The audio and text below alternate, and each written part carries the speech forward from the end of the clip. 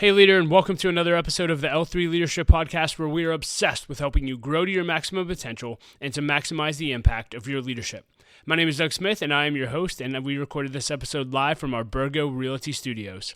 In today's episode, you're going to hear my interview with Dr. Tim Elmore. I've been following his work for literally 2 decades, and I've wanted to interview him that entire time, so I'm so glad that I finally got to sit down with him. Dr. Tim has given his life away to investing in the next generation, and he recently wrote a book called The Future Begins with Z, 9 Strategies to Lead Generation Z as they disrupt the workplace, and that's what we talk about in this interview, and I think you're really going to enjoy it, both if you're a leader in the workplace with young leaders, but also if you're a parent. Obviously, I have 5 kids under 9 years old, and so it was really, really cool to hear some of Tim's parenting advice as well. So I really think it's going to add a ton of value to your life. So with that being said, let's dive right in. Here's my conversation with Dr. Tim Elmore.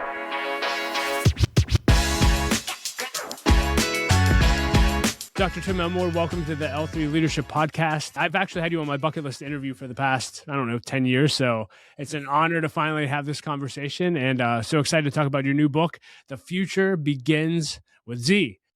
So I want to just jump right into that content. Why did you write this book, and why is this important to leaders? Gosh. Well, I don't presume that I'm the only one that could write on this, but I knew someone had to. The more I dug around to the businesses that I consult with or speak to or whatever, I was just finding a gap that was forming. You've seen the data, I'm sure, but 3 out of every 4 managers say that Generation Z is the toughest generation to manage. And so for those listeners that might not know, Gen Z would be the newest, youngest employees coming on the team. So 3 out of 4 are saying, man, they're tough. 30% are saying they fired them within the first month of their employment. And then another 30% say, I avoid hiring them altogether.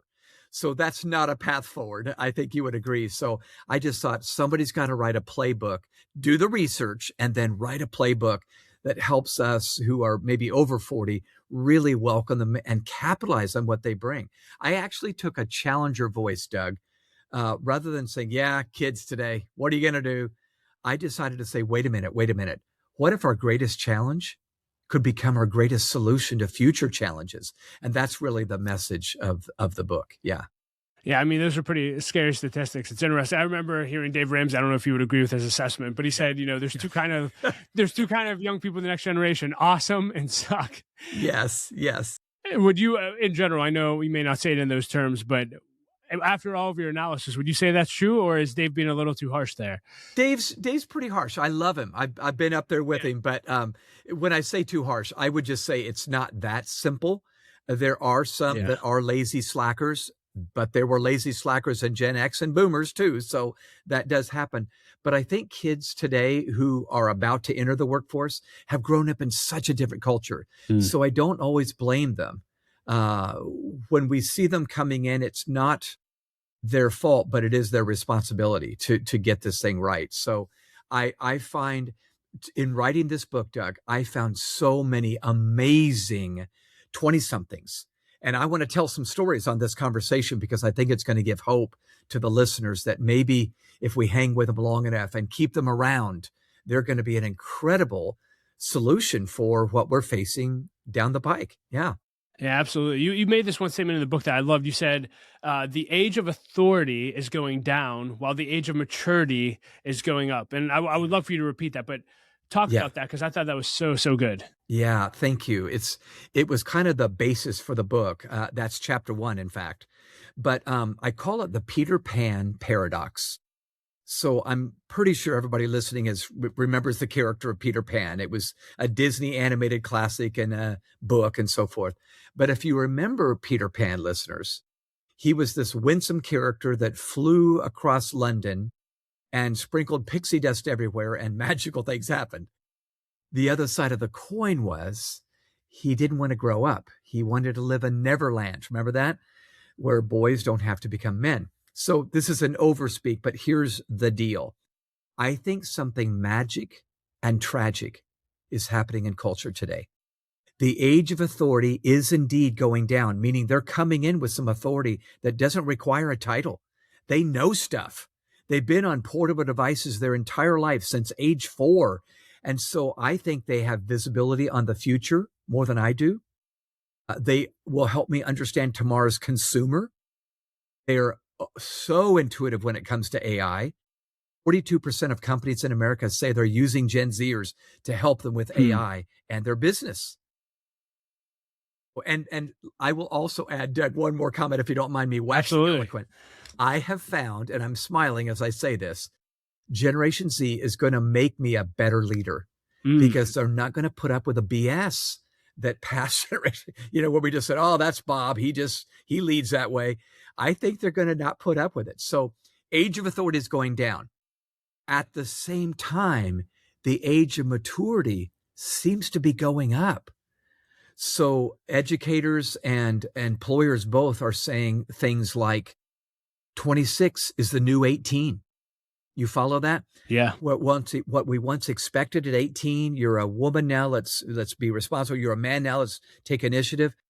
We might expect it later and later. They're growing up socially and emotionally later than former generations. Right when we need them, they might be showing up 10 minutes late in flip-flops, earbuds in, and we're going, hello, hello.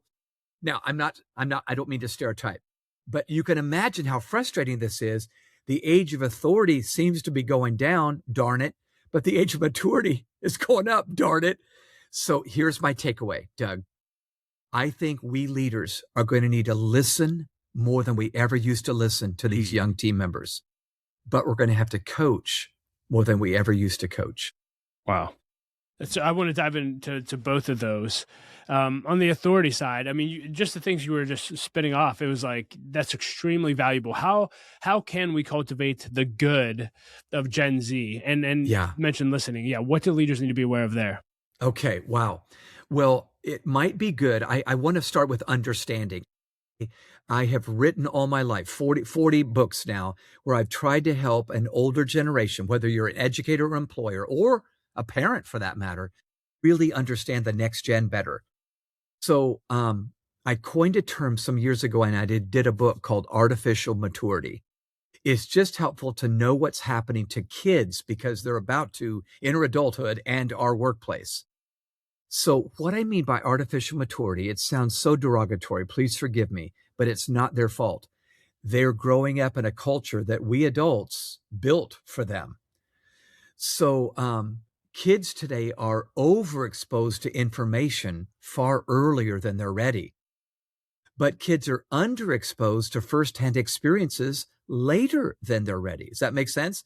So they're 4 years old, they're on a tablet getting God knows what they're taking in, But at the same time, we're not sending them to work early on. I was working a job when I was 12 years old, and throwing newspapers on a driveway. Then I cooked hamburgers at 16. And I don't think I'm brilliant, but that's just what everybody did. Now parents might be saying, focus on academics. Don't get a job, focus on academics. And so their career may begin and their first full-time job is this career. So I feel like we need to be a little bit more compassionate and empathetic, but that's why we might need to onboard them in a longer process to help them really get ready for the workroom. The classroom does not necessarily prepare them for the workroom that's coming in their career. Wow. I'm curious. I'm a father of 5. I have 5 kids under 9 years old. My gosh. Okay. I could be hearing what I want to hear, but how much of this do you feel like is just parents' fault? Yeah. Well, I imagine you're a pretty darn good dad if it just but here's what I would say. Some of it is our fault, but it's because we got ambushed by what was happening in culture. For instance, my parents raised me many decades ago, and they didn't have to be as intentional. I mean, you went out, skinned your knee, broke your leg, whatever, and we let that happen back then. And you know what I learned? Life lessons from skinning my knee. You know what I'm saying? Yeah. Today, I feel like there is a fear-based parenting thing going on where we're so afraid for our children. They might be abducted. They might be, this might happen, that might happen. So here's what I say. I think we risk too little, we rescue too quickly, and we rave too easily. All of those are natural. We do them naturally. We want to, praise them, and we want to keep them safe. But when we risk too little, I think we're afraid for their safety. When we rescue too quickly, We're afraid for their status. We don't want their status in school to go down if they forgot their gym clothes. So we need to rush it down and rescue them. And then when we rave too easily, I think we're afraid for their self-esteem. So we tell them they're awesome for putting the fork in the dishwasher, when really what we ought to say is, thank you, son. And all of us put our fork in the dishwasher. Thanks for being a part of our family. And I know that sounds so cliche, but No. I think we err trying to do the right thing. And I think we've not prepared them. We've done a better job protecting than preparing this generation of young people. Yeah. At Endosha, we help transform visions into results. What does that mean? We often work with companies who are doing amazing things that have incredible products and services, but fail to communicate what they do properly and market themselves effectively. We passionately serve entrepreneurs, business leaders, and visionaries to see what's in their heart and their visions for the future come to life. We do that by providing fractional marketing leadership and creative execution all in one. That's what we call VCMO. With VCMO, you get a marketing director and a team of creative professionals to help execute all of your marketing needs, all for one monthly cost. How do we do all this? We do it 3 ways. Number 1, we get your vision. We get excited about your mission and your trajectory as a company and come alongside to see you go further, faster. 2, we have a team of talented strategists and creatives to get all of the work done. And 3, we flat out work freaking hard for you and your company. Reach out today. Let's start a conversation. So I guess just what advice, I know this isn't solely focused on parenting, but Yeah, right. what advice do you have for our parents who are equipping the next generation to actually, would you say that our goal should be to lower that age of maturity where they are mature and ready? And if so, how can we do that? Yeah. Wow. Well, I'm just one voice, but I have been doing this for 45 years now. I was watching the baby boomers come into their career. I'm one of them. And then I watched the Xers and then the millennials and now Gen Z. And soon it will be your children are alpha generation kids, Doug. So while the millennials grew up with a cell phone, Gen Z grew up with a smartphone. The alpha gen are going to be growing up with AI. So it is crazy. So it got almost enough to make you scared. So let me offer a few tips to moms and dads who are also maybe leading outside the home. You're also leading your home. Yeah. I put together some actionable items for me as a dad years ago as I was raising my kids, as my wife and I were raising our kids. So here's a quick list. I think one thing that helps kids grow up is to allow them to do something scary. Kids today are so over supervised, and it's all well-intentioned, but we so supervise them. There's rarely a pickup basketball game going on, we're all parents need to be there to supervise. But didn't we learn conflict resolution when it was a pickup game and it was only kids there? So do something scary. I'll tell you what I did. I took my son out of town. We rented a car and I had him drive a car when he was 14 years old. Now, I didn't do it out on the public roads because that would be illegal, but we were in a parking lot and he goes, Dad, I don't know if I can do this. I said, show me what you can do. Well, he drove a car in a parking lot. And I was trying to say, Jonathan, this is how you're going to feel becoming a man. You're not going to feel like you know what you're doing, but it's in you to do this. So do something scary. There's something inside of us as kids that longs to do something where the adrenaline flows and there's no guarantee it's going to turn out well. And we just do it, So do something scary. Here's another one. Meet someone significant. I had our kids meet some very important people. Now, everybody's important, but I remember flying my daughter up to Washington, D.C. It was the National Day of Prayer. It was, where congressmen and so forth meet. And I wanted her to meet some senators and congress people and shake their hand. And I think she was like 9 or 10 years old. She looked up in the eye of that congressman and said, "Hi, I'm Bethany." Shook their hand. I said, "Beth, do you have any questions for them?" She had a question ready, but I'm telling you, she got really good with her EQ by just doing that. Here's another one. Travel someplace new. If you can, if you've got the money, listeners, find some place that's far away, not next state over, whatever, but try to go someplace that they don't know a soul.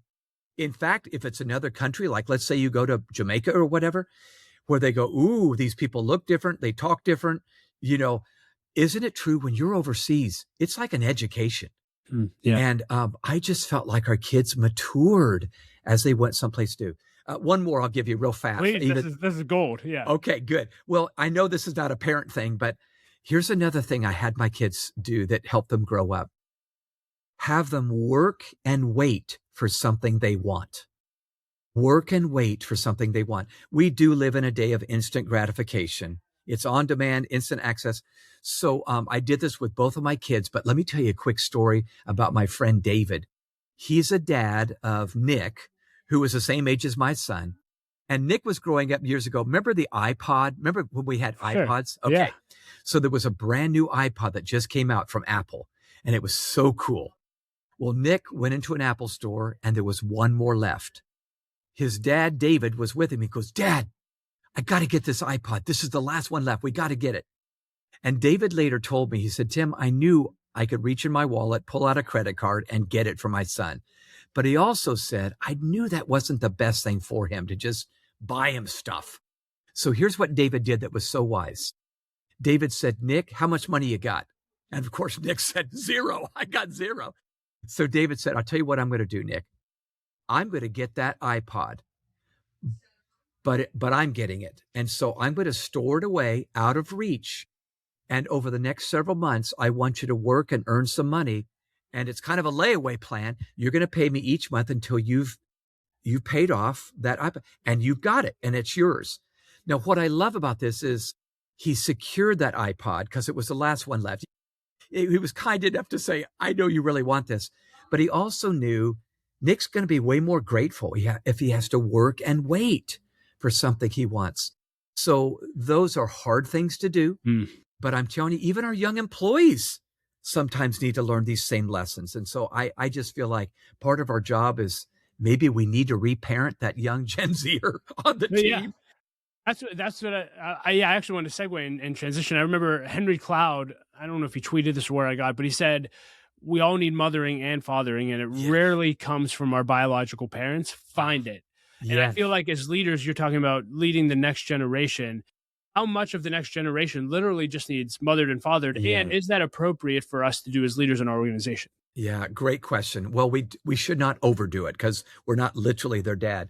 But I'll be honest with you. I have led and loved so many of our 20-somethings on our team like a father. And sometimes I would even say, "Hey, I love you like a son." But notice, like a son. You don't fire your son, right? And sometimes you might need to let one of them go. But I don't think that's wrong, because I really, truly believe, after I've done quantitative and qualitative research on these Gen Z members, 21 focus groups from California to Georgia, they really are lonely, and they do need to be loved. And I think if I lean in and show them I truly care about them, they tend to lean in and care about the job more. So maybe they don't feel like they're caring about the job very much, but I think if we'll lean in first and say, "Hey, I care about you as a person, not just a worker," it can make a whole difference in their job. So my answer is yes, do care beyond the job, beyond 5 o'clock, but also be sure you're balanced and healthy, where they don't realize, "I got to perform here. I may not last long here." I think that's important too. Yeah. Yeah. Are there other models you've seen or advice you'd give for leaders to help in that maturing process? I don't know if, it would be wise for leaders to gather all the Gen Zers together and do leadership lessons once a month. What were some tactical things we can do to equip these guys?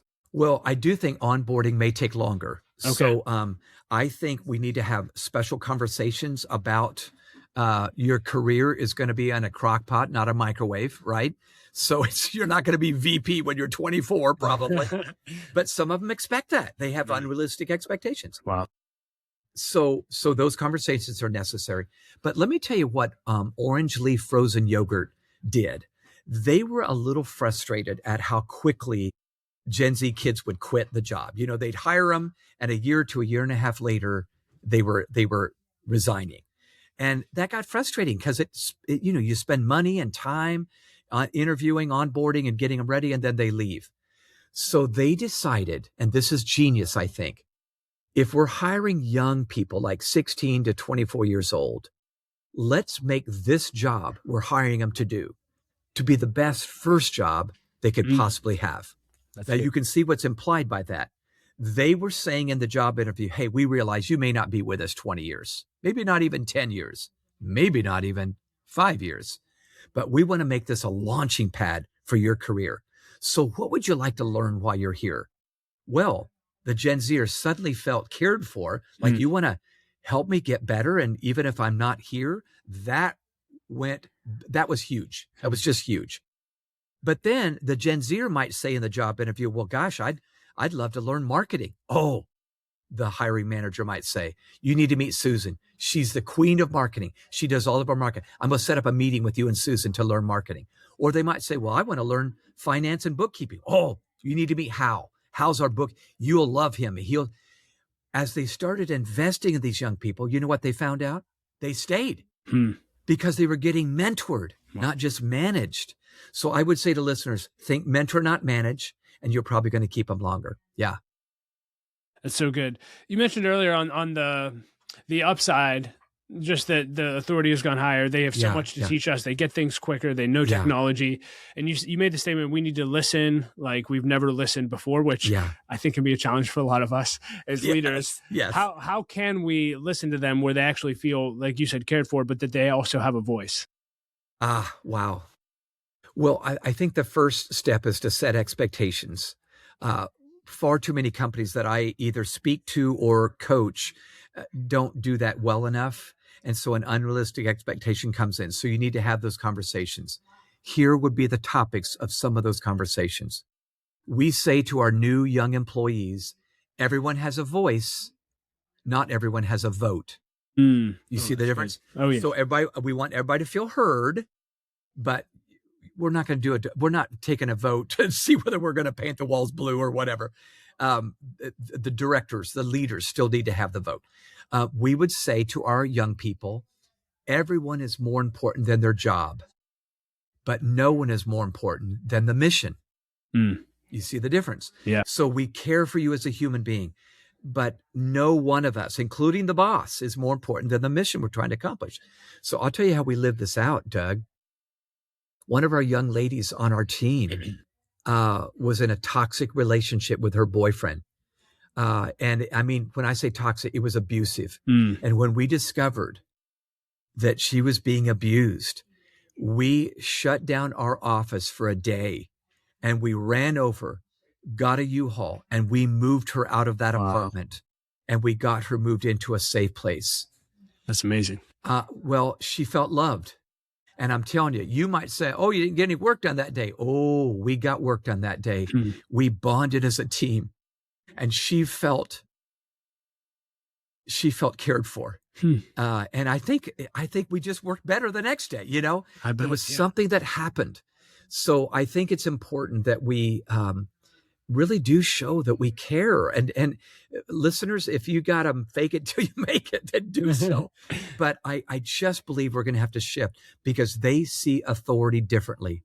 We might say as leaders, well, my position gives me the right to influence. I'm the president. They might say your connection gives you the right to influence. Now, both are true. Both are true. But they're coming in saying, would you connect with me? Would you connect before you correct? You know, that sort of thing. We would say the leader's a gatekeeper, not literally, but you know what I'm saying. We're the gatekeeper of the budget and the personnel and the plans of tomorrow. They would say the leader's a guide. Please be a guide, not a gatekeeper. Be a Sherpa guide. Lead me up the mountain and take my arm and take me with you. All of that may sound very syrupy, but I'm telling you, the companies that hold on to good ones are doing this very, very, very well. Yeah, you also mentioned, I thought this statement was interesting. You said they're not going to put up with stuff that we put up with. Yeah, that's right. Yeah. Talk more about that, because I think leaders, and again, we'll just say stuff and not even know we're saying it. We may have blind spots just culturally, the way we were grown up different. Like, how can we even become aware of that, and what don't they put up with that we should be aware of? Yeah. Well, when I say they don't put up with stuff or BS or whatever you want to call it, we have ways of just maybe barking out orders or giving direction or whatever. What I found out as I researched for this book, Doug, was that the majority, now this is 56%, the majority of Gen Zers make up their mind on whether they're going to stay at this job on day one. Now, that's not fair. but it's true. It's not fair, but it's true. So I would say make their first day, their first week unforgettable. And I'm not saying, I don't know how this comes across, listeners, but we have decided to make that first day unforgettable. That their name is on a lit up, board in the lobby. That they've come to their cubicle or whatever, and there's a message from the president there, and maybe there's their favorite candy, because we found that out in their interview process. Their favorite candy bars there, but they go, "Oh my gosh, this is for me. I belong here." They long for a culture of belonging, and the sooner we can communicate that they do belong, the better off we're going to be. I'm not sure if that answers your question well, but I think that's going to be key, that we communicate that to them. Yeah, you talk a lot about mental health in the book as well, which I thought was interesting. You mentioned the woman that you had on staff who was being abused. Now, again, people are going through all kind of things, and we're not even aware of. What advice do you have for leaders when it comes to mental health? Because it's certainly a hot topic. Yeah, if you are a leader that's, if you were honest, you'd admit you're a little bit old school, thinking, you guys are just a bunch of fragile snowflakes. Suck it up, buttercup. You know what I'm saying? Yeah. Now, I'll admit that comes across my mind once in a while. I think it just show me some discipline. Just show me some, agility and so forth. Are you fragile rather than agile? All these cliches. But here's what I would say. I have learned over time that the mental health problems that they face are very real. They're not made up. 94% of college students in America say the number one word they use to describe their life is the word overwhelmed. 44% say they're so overwhelmed it's difficult to function. So think about it. It's a young person, 21 years old. They're so overwhelmed it's difficult to function. So they might be tempted to call in and say, I won't be at work today. I need a mental health day. And you're going, you what? We got to go to market this week. We got a product we're releasing. What are you doing? But just know that might happen. Now, I will admit there's plenty of days I didn't feel like I was my best self, and I still came in. But I think we need to lean in and listen. So I have an acronym. I have an entire chapter on this in the new book. It's A.L.E.G. You may have heard me say this to our dear friend Jeff Hancher on his podcast, but A.L.E.G, you know how we've said for years and years and years, this is a leg you got to stand on? And that means, okay, you can go to the bank on this one. A.L.E.G reminds me of the 4 steps I try to follow if I'm meeting with a team member who's young and maybe a bit fragile, maybe is struggling with their mental health. And what I want to do is say, suck it up, buttercup, but I know that's not going to get to the result I want. So the letter A is I need to start by asking, not telling. If they've done something wrong, they don't need me to say, that was wrong. Here's what you need to do. That might be true, but I need to start with, hey, what was the thought process you used when you made that decision? When I ask somebody about themselves or their thought process, they feel valued. It just naturally. The letter L, I got to listen then. Does little good to ask if we're not going to listen to what we've asked them to share. When I listen, they feel heard. And this is a big request of Gen Zers. I want to be heard. Letter E, empathize. So this is a whole thing I have learned, over the last 5 to 10 years. And I'm old right now. But empathizing, Doug, when I empathize, they feel understood. So I had to learn to find ways to say, oh my gosh, I had no idea that happened to you. Or I bet that made you feel awful when that occurred. Do you see how I'm saying that and I'm letting them know, ooh, I'm hearing you and I'm getting what you're saying here. So think about it. Ask, they feel valued. Listen, they feel heard. Empathize, they feel understood. Then I've earned my right to practice the letter G, which is to guide them. And that's what I wanted to do from the first place. But here's what I'm saying. I took 10 minutes. I know it's a lot of time, boss, but I took 10 minutes and I earned my right to do it through a bridge I built, not a badge I wear. And that is key to Gen Z. Love that. I want to start to dive into a few other subjects, but is there anything else you want to share about the book or from the book? Well, just the overarching thing I would share if I was sitting down and having coffee with you right now is they do view authority very differently. They're growing up in a time where culture itself is cynical about the government, cynical about corporate America, cynical about religious institutions, unfortunately, cynical about higher ed. I pay buco bucks to go to college and you're not guaranteeing me a job when I'm done. Are you kidding me? So just know they see authority differently, traditional authority, and we need to lean in and earn our right to be trusted, just like we might say the same thing to them. So that would be the big deal that I would say it's good to know for Gen Z. Yeah. Yeah. The last question on the next gen. You've given your life, you said, I think over 44 years. Yeah. Basically to the next generation, into leaders. But why have you done that, and what's the impact been on you investing in this next generation?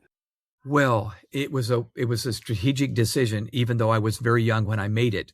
But I thought, okay, if I'm going to change the world, I know that's very pithy, but if I'm going to make a difference in the world, not just $1, and I'm going to change the world, I probably should pick a target audience that's going to be around a while, which means young people. That's funny. I also want to pick a group of people that are actually moldable and shapeable, which is more likely young people than people who are 55 or 60, right? Who are kind of stuck in their ways. So they're idealistic. They're still moldable. They want to change the world. Their brain, here's something interesting about a young brain. We don't really have a fully mature brain till we're 25 or 26 years old. So the part of our brains that calculates the rewards for doing something risky is well developed, more so than the part of the brain that calculates the risk, which explains why a teenage boy might take a skateboard off a cliff because it's going to be awesome on YouTube. Little did he think, I may have 6 broken bones at the bottom of this cliff. But listen, I want a worker that says, let's do this. I'm going to not be afraid to make a mistake.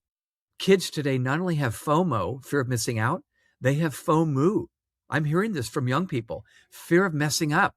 They're so afraid of getting something wrong. And I'm going, no, taking risks is part of growing up. So that would be what I would say to that. I've got to work with the next gen, because if we're going to move the needle, I probably need to start where they're going to be around 40 years or 35 years to really make this difference that we need to make in this world we live in. And Tim, on those lines, do you have any advice for us as leaders who may want to pour into the next generation but aren't sure where to start? I see a lot of senior leaders who have so much wisdom, so much experience, and they're longing to give it away to the next generation, but they're saying, like, I have no idea how to even talk to, like, where do I find them? What do I do? Any advice there for how we can intentionally disciple and or equip the next generation? Yeah, absolutely. I have 2 big thoughts. They're both quick. The first one is we need to assume the right mindset with them. I think sometimes our words are correct, but our body language screams, I don't really believe in you. I don't think you're going to pull this off after, that sort of thing. Yeah. So begin with belief. Don't gaslight. I think I've been guilty of gaslighting, which is basically making them feel ashamed for even feeling what they're feeling or not knowing what they ought to know. I think we do this far too often. I think we need to enter a relationship with them, these young people, with high expectation and high belief. The next thing I would say, on the heels of that, David Yeager out of University of Texas at Austin says that we often have one of 3 mindsets. And this is what I'm trying to say, but he puts it in 3 words. We either relate to those young adults with an enforcer mindset, a protector mindset, or a mentor mindset. And I'm pushing for mentor. So think about the enforcer mindset. The enforcer mindset looks at that 22-year-old young professional and says, internally, we say, I don't think they're going to cut it. And so we just enforce the standards. And they can tell we don't really believe in them. We can tell we're enforcing these standards, just almost hoping they don't measure up. That's not going to win. The protector mindset is the opposite. We see that young person who's so stressed out. We don't want to add more stress to them. So we're protecting them from the challenges that come with that job. The mentor mindset says, this is hard, but I believe it's in you to do this. So high expectation, high belief, that's our answer. And that's where I'll stop on that one. I just think we need to do this. Now, the actual task I'm challenging you to do is reverse mentoring. Reverse mentoring. So this is where younger and older meet together. So make sure, if you can, try to get at least 10 years difference. If they're 22 and you're 32, you qualify, or 42 or 52, you really qualify. But I'll meet with Andrew, who's 30 years younger than me, or Cam, who's 40 years younger than me. And I talk about reverse mentoring. So they've heard me say this now for years. So both of us check our egos and logos at the door. You hear what I just said? So check your ego. That means older person. You're going to be learning something from a young whippersnapper, right? And check your logo too. Just be humans meeting together. I love that. Representing the brand here. And then the first thing I challenge you to do is just swap stories. You'll always find something in common when you swap stories. Always. And then clearly the older person imparts to the younger, but then you trade hats, so to speak, and you let them impart to you. Remember, the age authority is going down. So you're coaching them where they need to be coached, but you're saying something to them like, hey, tell me how the latest app you just got on your iPhone, how could we use that for marketing? Or, something like that, where they would know stuff that you may not know. 42% of companies in America are leveraging Gen Z to help them with AI. That's reverse mentoring. So I would give that as a homework assignment, enter into reverse mentoring and just see the magic that might just happen at your workplace. That's so good. And just thank you on myself. I've been impacted by your work, but thank you on behalf of so many in the next generation that you've impacted through 44 years of faithfulness, man. That's awesome. Well, thanks. Thank you. Yeah. A few other fun questions before we wrap up. One, I always have to ask, I know John Maxwell's had a huge impact on your life. Yeah. You've worked with John. He's probably been the most influential person in my life since I was 18 years old. I'm just curious, being so close to him. Yeah. What's one thing you've learned from being with John over decades? Wow. I think the number one leadership quality was, believe it or not, emotional security. John is a strong leader, clearly. But what he modeled for me, and by the way, I started with him, Doug, right out of college. So early 80s. John was a very secure, it still is, a very secure leader. I saw him take hits from people that were complaining about him or quitting or whatever. And he didn't meet with us and say, well, let me tell you why they left. It was really, this. He just took hits. He was secure enough to stick it out without maligning anybody's character. I know sometimes people needed to be let go, and he did so, but he let them say, hey, it was a mutual decision. I just love that. So I feel like the power of emotional intelligence is what John brought. He was self-aware. He managed himself and his emotions. He was socially aware, and he managed his relationships so well. So, and then the actionable item was, I watched him confront people, and he never shrunk from that. He was tough enough to sit down and just run to the roar. There's trouble here, and I'm going to meet with this person and we're going to figure it out. And John was mentoring me, so I sat in on some of those meetings. And oh my gosh, I had never seen that before. I saw mere mortals, who would run from conflict. We're avoiding the hard conversation. So I would say that would be my answer. I every time I'm with him, I hug him and I say, John, you got stock in all the leadership good that I've ever done. And thank you for modeling secure leadership along the way. It was a game changer for me. Yeah. I love that. I want to talk about writing a little bit. You said over 40 books you've written. Is that the running total? Yeah. It's amazing. And I know you also have I don't know if this is the exact title, but how to write a book workshop. Yeah, we call it a book in a weekend. Book in a weekend, there it is. Yeah, book in a weekend. So we try to help aspiring authors get that proposal done, the manuscript done. We expose them to publishers. We even have a Shark Tank on that weekend, and they get to pitch their book to publishers, and one person gets a book deal every time we do it. So it's a fun, that's where I met Jeff Hancher. Yeah, he was the original winner, right? Winner, he was, yeah. So a book in a weekend is that author's time. It's actually a year of coaching, just to be clear. Okay. We start with a weekend together in Atlanta, and then we have a year of monthly coaching where we help them make sure they get the book done. So yeah, we have one spot left, February 27th, 2026. If you are interested, you can go to abookinAweekend.com and you can see what's laid out. But the year-long journey is just a life-changing one, and we've had so much fun the last couple of shifts. Yeah. Any advice for aspiring author? I mean, I imagine the advice is so for me, it's like, I feel like I don't know, even Mark Batterson, but it took him forever to write his first book. And obviously he's had major success afterwards. Like, I have a book written. I just I've done nothing with it. I'm the person that just can't get it over the finish line. Yeah. What advice do you have just for aspiring authors? Do we need that mutual accountability in a weekend like this? What would you say? I think so. Even if it's not what I do, usually books don't get done without accountability. I don't know if you know the story of Victor Hugo, but he wrote masterpieces. Les Mis, Hunchback of Notre Dame. Crazy, crazy cool. Lived back in the 1800s. He would start books and not finish them over and over and over until he realized it was because he got distracted by his gardening. He loved to garden. And then he would go to the pub and just get distracted with his friends.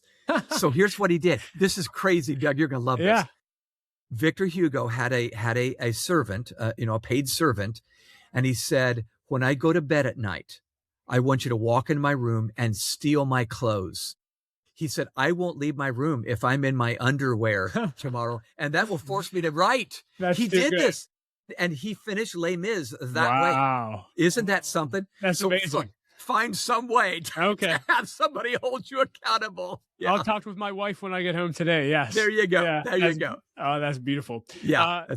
Same thing on speaking. You've got to speak in front of some of the largest companies on earth, and have just been speaking to leaders your whole career. I know there's a lot of aspiring speakers here as well. Listening to this, what advice do you have for speakers as far as getting out there, getting on stages in today's world? Yeah. Well, the key is differentiation, meaning there are so many speakers. It's a very crowded space.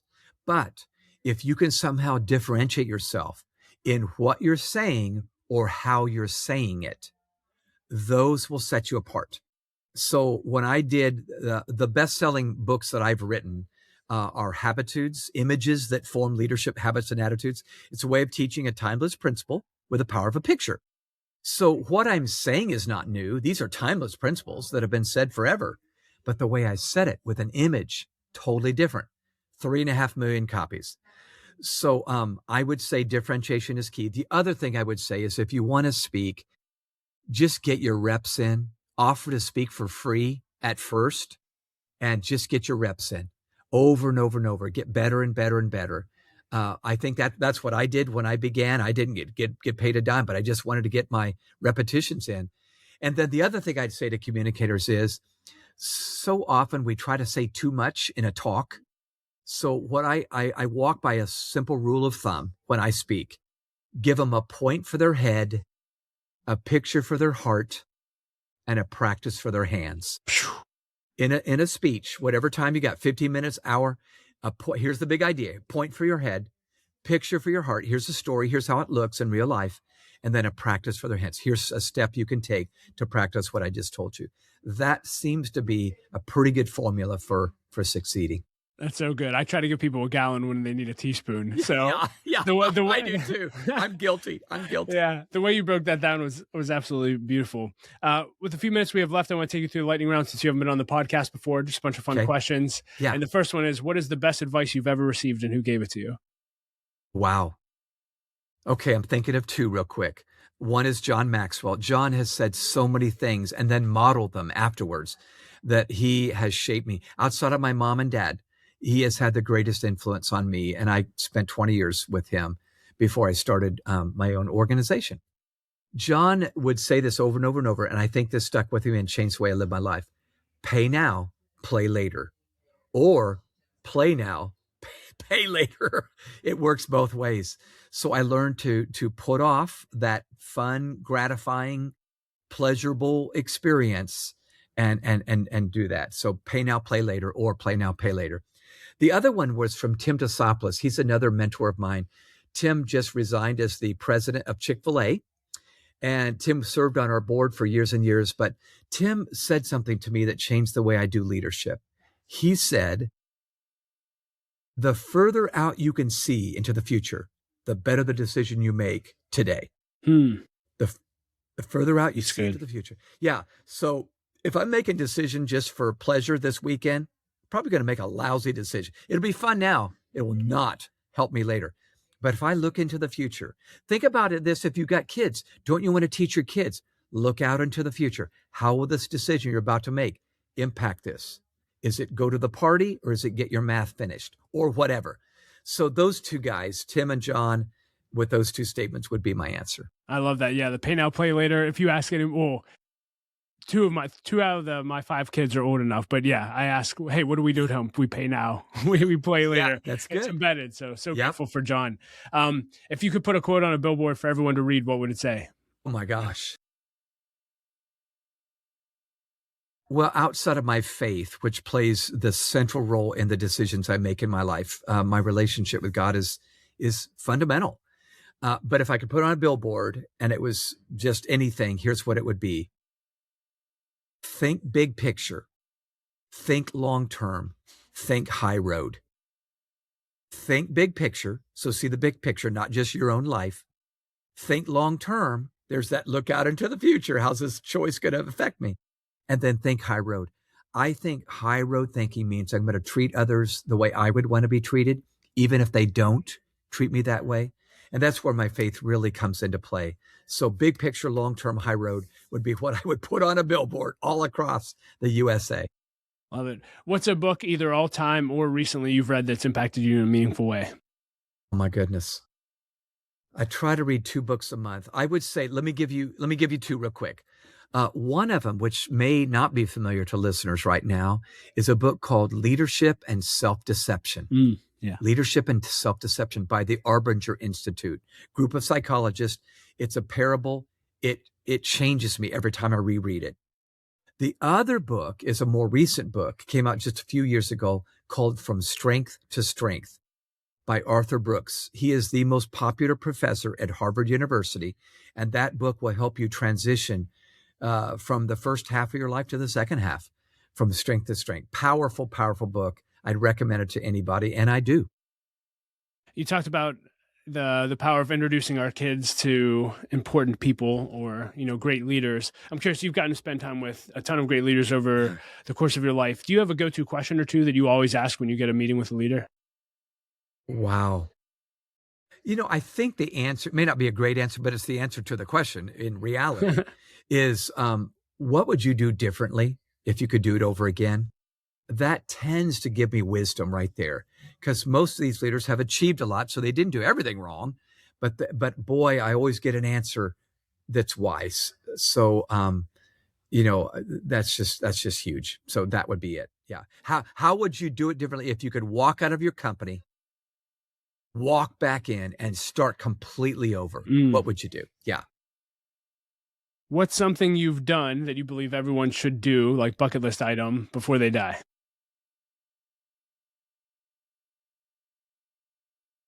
I would say something I mentioned earlier.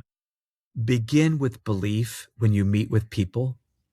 I know you would expect me or someone to say that because it's the right answer, but I have met so many cynical people today, old and young. I had a team member some years ago that when I first met her, we started talking about this, and she goes, "Oh my gosh, I'm totally the opposite of you." And I said, what do you mean? And this young lady said, when I meet people, they start with an F, a grade of F, and they have to earn an A. Then I said, oh my gosh, I'm just the opposite. They start with an A. They have to earn an F.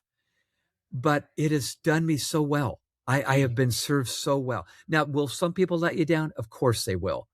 But when I begin with belief, they tend to live up to that belief. My children, my friends, my spouse, I'm telling you, I just fare better when I begin with belief. And I would encourage everybody to let people start with an A rather than an F when you meet with them.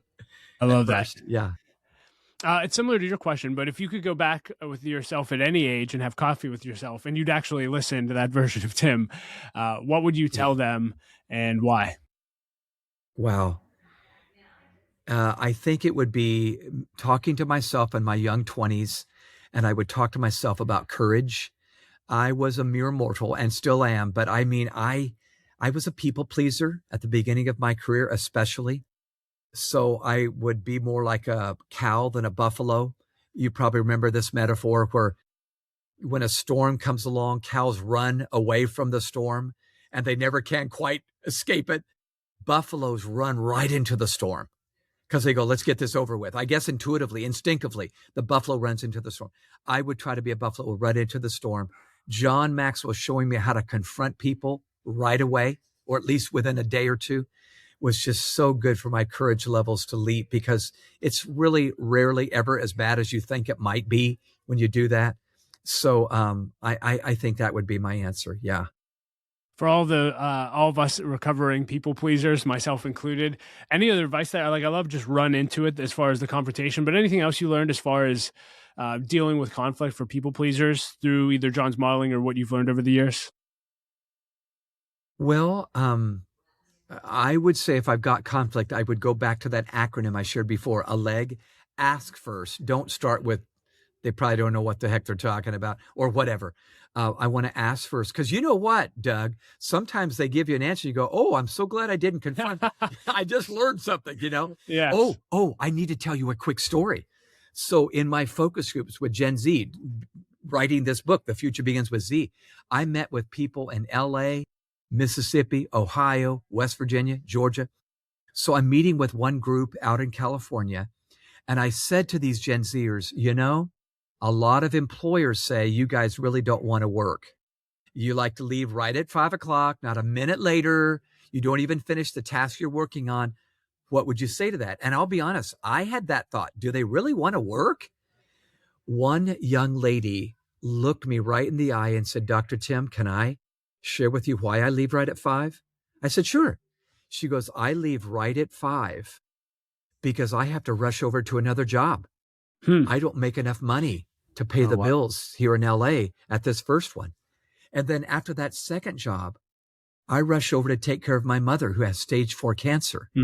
Suddenly my confrontation I thought I was about to have was, I better keep my mouth shut and keep my ears open. And it was just good for me. It was just good to not stereotype and to allow belief to lead the way. And that's where I want to live my life. Yeah. That's so good. Yeah. My boss, when I first stepped into the role I'm currently in, he said, Doug, I want to tell you 3 beautiful words. Help me understand. Yes. Goes, that's all you should lead with. Every conversation you have, help me understand why you made that decision. Help me understand why you do that. It was, that's been a game changer for me. It's beautiful. I love it.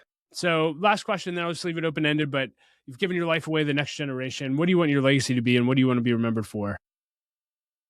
Oh, wow. Well, I've done this exercise that answers this question. I call it life sentence. 20 years after we're all dead and gone, our name's going to come up in a conversation. People that knew us at work or church or neighborhood, they're going to say, what did he do? Or what did she do?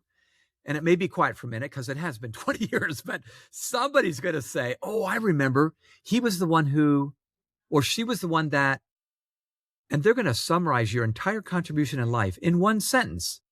Darn it, So legacy really is that life sentence. I call it life sentence. You're going to get a sentence. What will that be? So for me, I want it to be, he resourced millions of young leaders to solve problems and serve people.